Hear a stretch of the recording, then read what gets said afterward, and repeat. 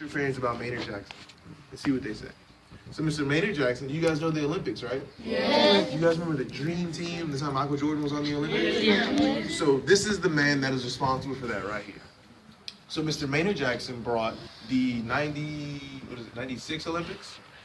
Yeah, the 96 Olympics here in Atlanta, Georgia. So when the 96 Olympics came to Atlanta, Georgia, he needed a place to keep all of the Olympians who were going to be participating in the Olympics, right? So instead of building these big hotel, fancy dormitories, he built 2 dormitories on this campus. So when he built those 2 dormitories on this campus and the Olympians left, what did he use the dormitories for? To students. Awesome. Okay. So he also did that. So he brought the Olympics here and housed them here. He created the airport. Has anybody ever been to the Hartsfield-Jackson Airport? No. Okay, so he's responsible for that airport. That's a pretty busy, pretty important airport. It's the busiest airport in the world, actually. So he also is responsible for the airport and about the MARTA system. The what? Train? MARTA, yeah. The trains, the buses. He's also responsible for that. Yeah. He's also a graduate. So someone who graduated Morehouse is responsible for all of these different things in Atlanta, right? So as far as like, Olympics in Centennial Park wouldn't be here. So Olympics in Centennial Park wouldn't be here, the MARTA system wouldn't be here, and you would never really know about Michael Jordan if it really wasn't for Mr. Maynard Jackson. Well, you still know about Michael Jordan, but he wouldn't be the guy he is today. So now we're gonna step into these two doors right here. Why is everything going on? Class. What's happening? Something. It's Friday night, Freddy. Go. Oh my gosh. It's Friday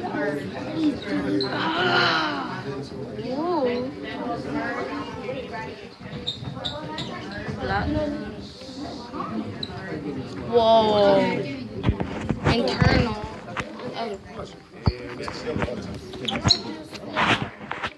Whoa. Awesome.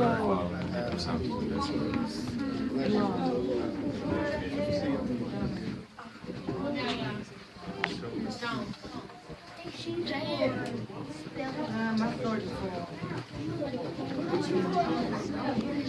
Not something. Come in.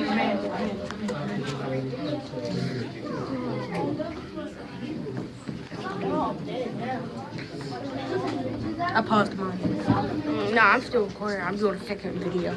It's a vlog. Yeah, this is the vlog. Class. Yes. Gentlemen, let's refocus, please. Let's move forward. Oh my gosh. Everybody go down. My first one. Come on, go down.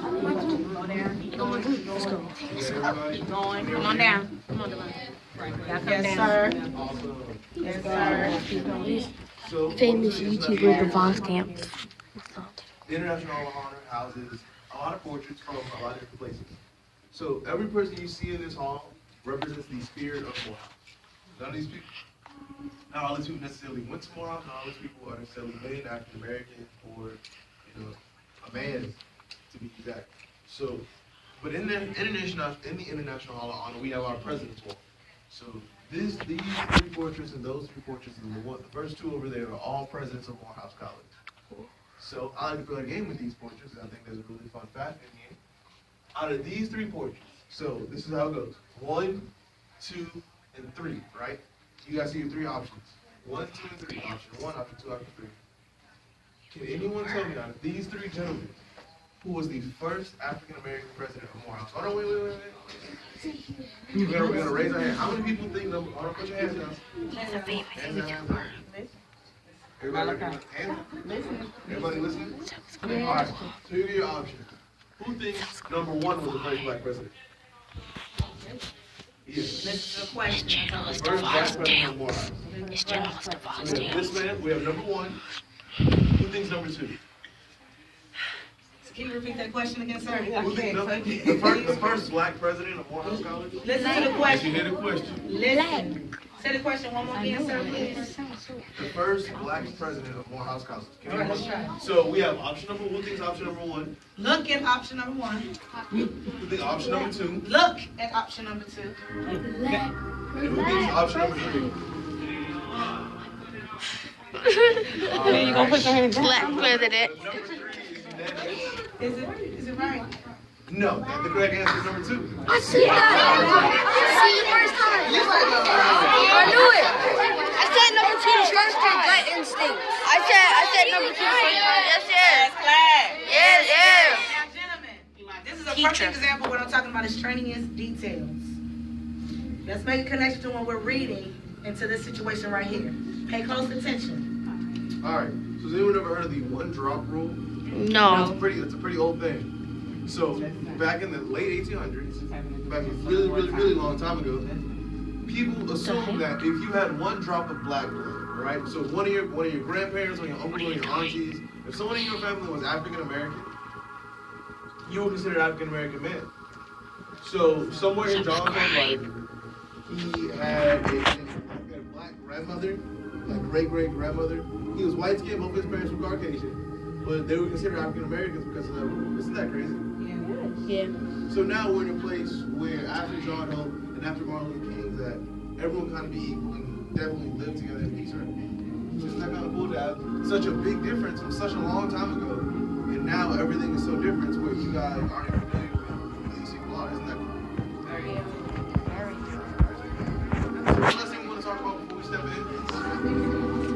Everybody know who Mr. Barack Hussein Obama is, right? Yes. Everybody know who that is? Yes. So in 2013, he spoke at our college for our graduation, and he's an honorary member of the college.